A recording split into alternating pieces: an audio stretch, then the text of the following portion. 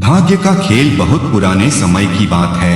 एक विशाल जंगल में एक ऊंचे आम के पेड़ पर एक छोटा सा गौरैया चिड़िया अपना घोंसला बनाकर रहती थी। उसका नाम था चंदन। चंदन बहुत मेहनती और खुशमिजाज चिड़िया थी। सुबह होते ही वह गाने लगती, फूलों से बातें करती और दिन भर दाने इकट्ठा करके शाम को अपने छोटे छोटे बच्चों को खिलाती। एक दिन जब सूरज ढल रहा था और जंगल में सुनहरा प्रकाश फैल रहा था, तभी यमराज अपने भैंसे पर सवार होकर जंगल के ऊपर से गुजर रहे थे। उनकी नजर नीचे आम के पेड़ पर बैठी चंदन पर पड़ी। यमराज अचानक जोर जोर से हंस पड़े। उनकी हंसी इतनी तेज थी कि पेड़ की डालियां हिल गई, फूल झड़ने लगे और दूर दूर तक के पक्षी चौंककर उड़ गए। चंदन डर के मारे कांप उठी। उसने सोचा, हे भगवान, यमराज किसी जीव को देखकर तभी हंसते हैं जब उसकी मौत का समय नजदीक होता है। क्या मेरी अंतिम सांसें गिनी जा चुकी हैं? मेरे बच्चे अभी छोटे हैं, उन्हें कौन पालेगा? मैंने तो अभी जीवन के सारे सुख नहीं देखे। डर से उसकी आंखों में आंसू आ गए। वह तुरंत उड़कर जंगल के सबसे पुराने और बुद्धिमान जीव के पास गई, एक विशाल कछुआ जिसका नाम था कालू कछुआ। कालू कछुआ सैकड़ों साल से इस जंगल में रह रहा था। लोग कहते थे कि वह भगवान विष्णु का पुराना भक्त है और उसकी पीठ पर एक बार पूरा समुद्र भी ढोया जा सकता है। चंदन ने कालू कछुए के पास जाकर रोते हुए कहा, कालू दादा, मेरी मौत निश्चित हो गई है। आज यमराज ने मुझे देखकर जोर जोर से हंसा।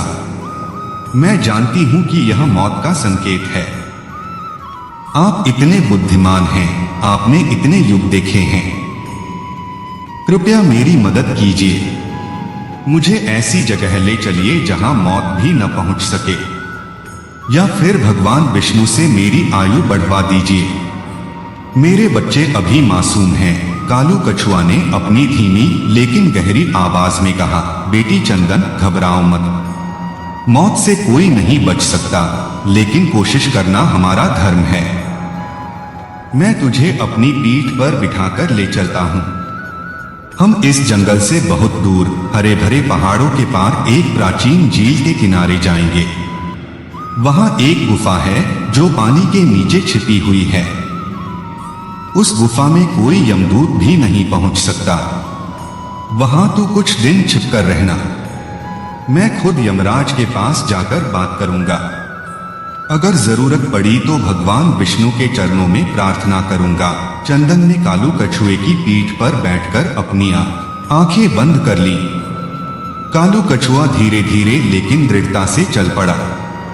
वह जंगल पार करता हुआ, नदियां तैरता हुआ, पहाड़ चढ़ता हुआ कई दिनों तक चलता रहा। आखिरकार वे एक बहुत बड़ी झील के किनारे पहुंचे। झील का पानी इतना साफ था कि नीचे की तलहटी दिखाई दे रही थी। कालू कछुए ने चंदन को अपनी पीठ से उतारा और कहा, यहाँ एक छोटी सी गुफा है जो पानी के अंदर है। तू उड़कर अंदर चली जा, मैं बाहर से पहरा दूंगा। यहां कोई शिकारी नहीं आता, तू आराम से रहना। मैं अभी यमलोक जा रहा हूं। चंदन गुफा के अंदर छिप गई। वह सोचने लगी, अब तो मैं बच गई। कालू दादा इतने शक्तिशाली हैं, यमराज भी उनकी बात मान लेंगे। लेकिन अंदर ही अंदर उसे एक अजीब सा डर भी लग रहा था। इधर कालू कछुआ यमलोक पहुंचा।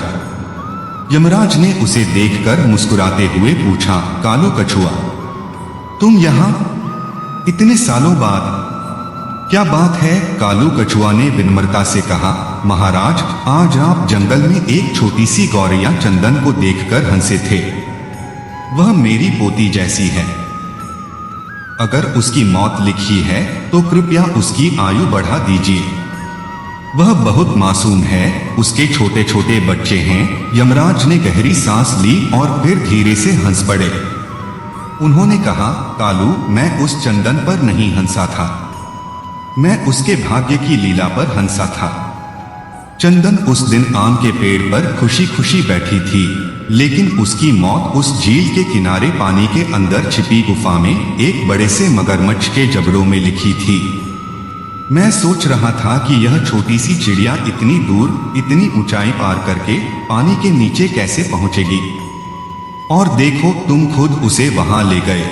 जैसे ही यमराज की बात खत्म हुई, एक यमदूत तेजी से आया। उसके हाथ में चंदन की छोटी सी आत्मा थी। यमदूत ने बताया, प्रभु, चंदन झील की गुफा में छिपी थी, लेकिन एक भूखा मगरमच्छ पानी में घूम रहा था। गुफा के मुंह पर चंदन की परछाई पड़ गई। मगरमच्छ ने छलांग लगाई और चंदन को निगल लिया। कालू कछुआ की आंखें भर आईं। उसे समझ आ गया कि भाग्य का खेल कितना बड़ा है। कितनी भी सावधानी बरतो, कितनी भी दूरी तय कर लो, जो लिखा है वही होता है। वह धीरे धीरे वापस जंगल लौटा। उसने बाकी जीवों को यह कहानी सुनाई और कहा, भाइयों और बहनों, भाग्य से लड़ने की कोशिश मत करो, बस अच्छे कर्म करते रहो। जो लिखा है वह तो होगा ही, लेकिन अच्छे कर्म से जीवन सुंदर बनता है और मरने के बाद भी नाम रहता है। तब से जंगल में यह कहावत मशहूर हो गई, भाग्य लिखता है, कर्म सजाता है। जय श्री हरि विष्णु, जय भगवान शंकर।